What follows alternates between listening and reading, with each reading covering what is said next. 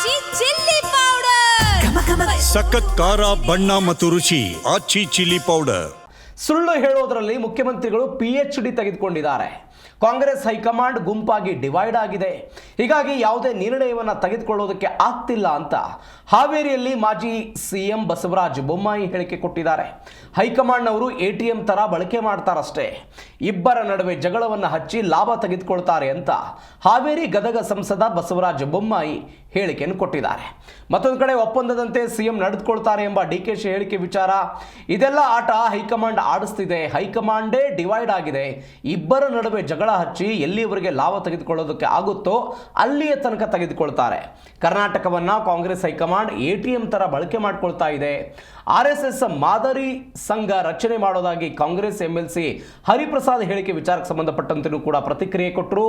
RSS ಮಾದರಿ ಸಂಘಟನೆ ಮಾಡ್ತಾರೆ ಅಂದ್ರೆ ಯಾರು ಬೇಡ ಅಂದ್ರು, ಮಾಡ್ಲಿ, ವೆಲ್ಕಮ್ ಅಂತ ಬೊಮ್ಮಾಯಿ ಅವರ ಮಾತು.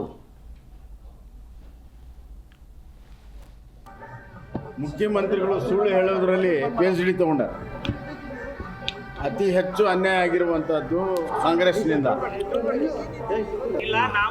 ನೋಡಪ್ಪ, ನಾವು ಒಂದು ನಿಮಿಷ ಕೇಳ್ರಿ, ಇದೆಲ್ಲ ಆಟ ಹೈಕಮಾಂಡ್ ಆಡಿಸ್ತಾ ಇದೆ.